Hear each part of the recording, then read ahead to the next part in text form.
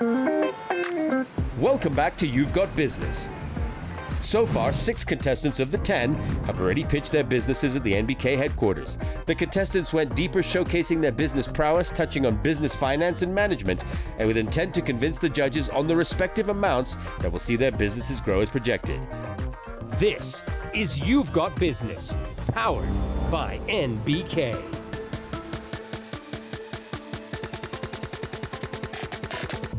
This week, we have the final batch of 4 contestants to pitch to the judges for funding and mentorship courtesy of the National Bank of Kenya. Will they convince the judges for mentorship and business finance from NBK?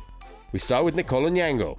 I'm excited to be here today to give my best pitch so that I can get the funding.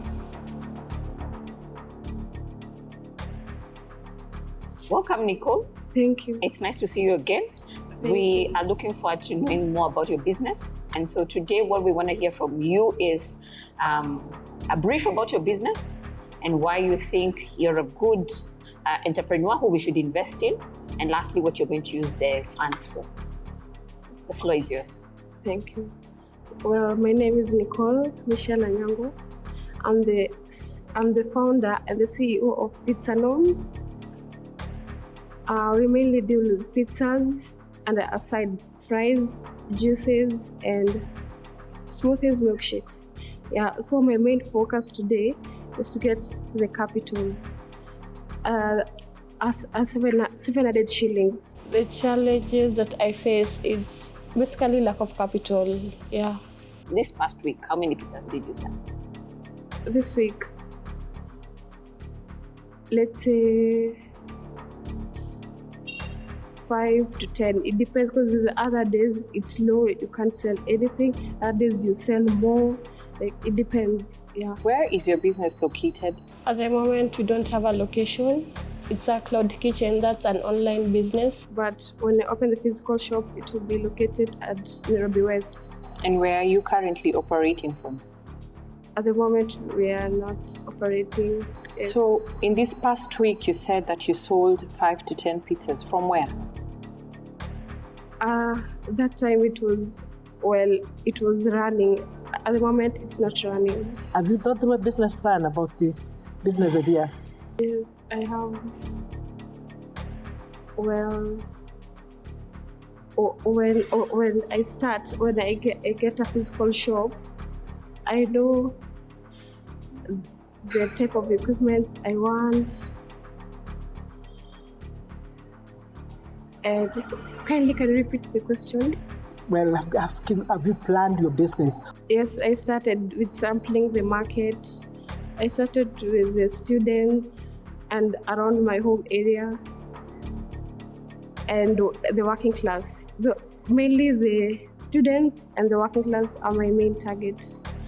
And the pizza range prices are from 600 to 1400. Yes. What is the cost of equipment you want to buy, and are you likely to get the pizza equipment locally in Kenya? Are you planning to import? I'm buying them in Kenya. Let's say for an oven, it's 150,000. For a mixer, it's 6,000. For a fryer, it's 9,000. And a dough press, a fridge, yeah. Like, I know the price, yes. It sounds to me like you're inviting us to invest in an idea that you've not even invested in yourself. Today, the judges are a bit intimidating. This is a good one for a business incubation course or a class. Yeah. Work your way through it and then come back when you're really ready. All right. Thank you, Nicole. The judges keep asking me about the facts and the numbers so that I can account for the money that will be given.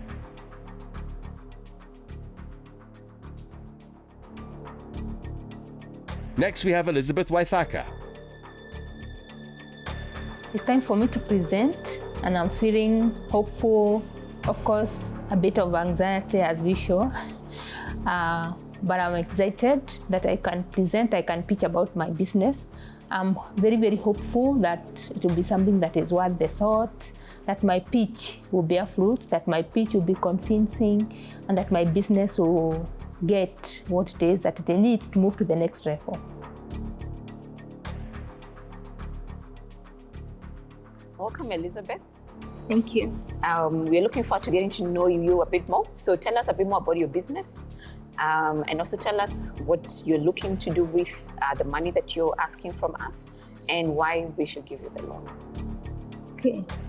I am a money coach, a personal finance investment advisor. I help people put order in their money. I'm on a mission to raise financially responsible citizens who build strong families, neighborhoods, local and international communities. When people are financially empowered, they are strong, they build better families, they build better communities. Our countries, our communities are better. I'm seeking to enlarge my business or to get my business to the next level. Children are actually my best clientele. To start cultivating positive money habits, skills, and attitudes from an early age. And that is the only way they are going to enjoy a lifetime of financial well-being. So I'm looking to set up a physical place where people can come and learn personal finances, put order in their money. I'm also seeking to publish books I've written. I've written my 10th title this last December. Only 4 of them have seen the light of day. I hear the endless possibilities you have to play around with this money. So I think you just need to just choose a channel. If you've decided it's the school or this is the age that you're going to work with, just go with that and see how it grows as you now grow into opening up our institution. You need to know, where do I draw the line at responding and now deepen the roots in the areas where I am. You've really nailed it with being a money coach for children and for teenagers. The judges are giving me advice, and I feel the things they are putting across, they are very, very valuable. Actually, I'm hoping we can continue with that conversation that we had in those few minutes. And there aren't a lot of products for that age group. And you see, it's been a result of the responses, individuals, groups, individuals, couples, families. That's your niche. That is where you're powerful. Now, within that sales funnel, it's perhaps time not to continue responding to more demands, because customers always have demands. It's to say, actually, if you come to Elizabeth the Money Coach, this is a range of products, and this is a range of services. And then how do you expand the range, which is to say, how far out do you go? Some of the things they said are not things I've looked from that perspective. So I felt, all is not lost. Even that advice is worth $1 million. Start thinking, how do I get my product out digitally, in English and in Kiswahili? We've just added DRC to the East African community. We've got 3 languages that we need to communicate with on this in our community. The largest one is Kiswahili. Your books are in English. Yes, yeah. There is a huge niche, in fact, an entire country of over 60, 70 million people, half of whom are children, that cannot access your books yet, and yet you've got a great product. See how you can go deep with what it is you already have, because you've got a good product. Just a thing. I hear you. Yeah. Loud and clear. I think we end there because you have a fantastic product. We hope and wish you all the best. Thank you. Thank you. Thank you. I appreciate. Thank you. Thank you so much. Thank you so much. Okay. Of course, I felt later when I analyzed, I felt there are things that I would have said in a better way. But I believe all is not lost. Our next contestant is Rachel Mukami, who pitched the following day.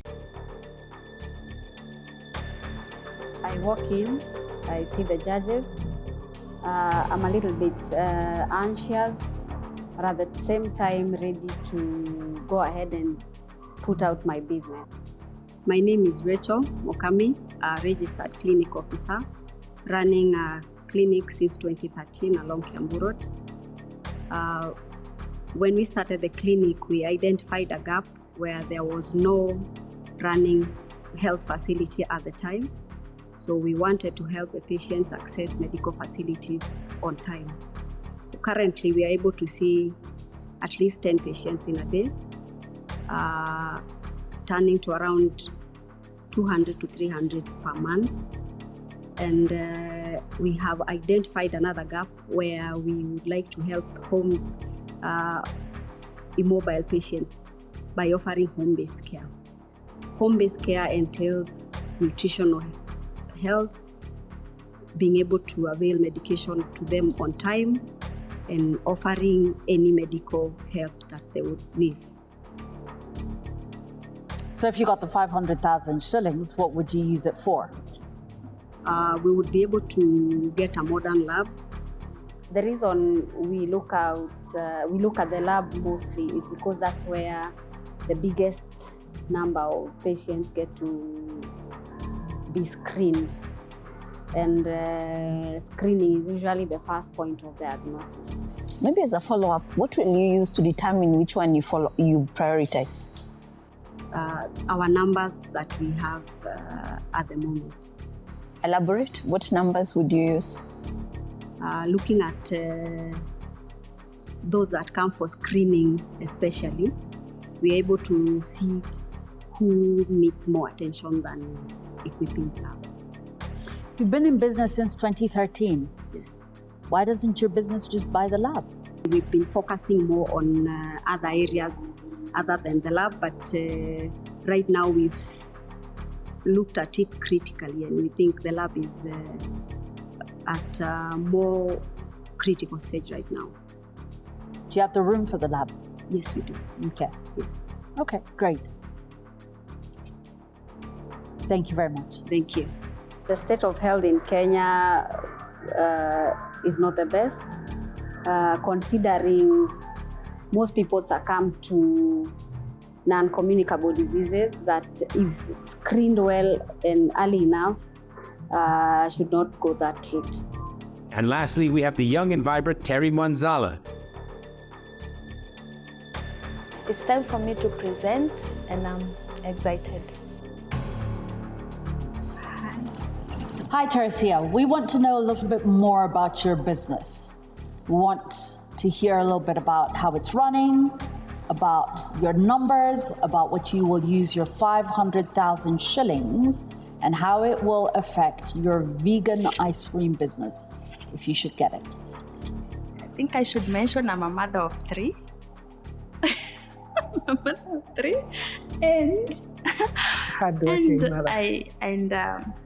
and there was so much that brought me to open my eyes and see the society we are living in. That yes, you are a mother and you don't know where your next meal will come from. So the energy to start the ice cream business was to also tell the other women and show the other women, yes, it's possible. You can do something and put food on the table for your children. You don't have to worry whether your husband will bring something or not. You already have it. Why we need the 500,000 is because we want to buy machines, the automatic machines, so that we can produce more ice cream, because the ice cream is currently on demand. How do you ensure that the fruits are always, or the fruits that you're using are in season, or you're able to even outsource fruits that are in season? And which are the favorable flavors? The most preferred are mangoes, strawberries, and mostly mangoes, strawberries, and because we do like a cocktail. So if mangoes are out of season, we go to also avocados. So we do a blend of all these fruits. I like your product, and I think it works very well for the type of place that you're in, because it's hot like all year round, and those are some of the things that you look to cool down. So yeah, I have a customer, so I need an order. Yes. And these very good mangoes from Machakos. Yes. Yeah. Very sweet. I believe your high school is very sweet. Actually, who are your customers? Who do you target? Mostly The first customers were children, and then. How do your ice creams get to the children? How do your ice creams get to them? My number one rule is I must be near an institution. So my shop is near an institution. And it's not only selling to the kids. I do more than that. Like I identify the main problem in a school because, of course, it's in the outskirts of Nairobi and the people are so needy. And when I visit those institutions, I look at what I can do. Apart from selling the ice cream, there's something I can do for them, like buy pencils, help one or two students with a uniform. So we talk with the principal, the head teacher. The more I sell the ice cream, at least 1% goes to something like food or flour. Judges and Terry, just hold. There's something that I'm beginning to see as a trend with all of these businesses that I think distinguishes women's businesses and perhaps businesses that are run by women on the continent and in this country, is that we can't escape the fact that these businesses are looking to impact their communities. And if we're going to factor in whether we're going to fund a business, we must be ready to know that this is the DNA of the Kenyan woman's business, that it's not just profit, it's impact. How much are you making a profit in the month? About 20 to 30,000. That is after you're paying yourself as an entrepreneur? Yeah. Good. Yeah. So good. I know with time the profits will just increase. For you to also attract more sales during the day, you can buy cooler boxes, store in your ice cream and your popsicles, and have people circulate and sell them around and come back for more stock. That way you're also empowering someone else and creating an employment. Yeah, as I said, that I get staff to sell on commission, so they use the cooler boxes to go to those markets.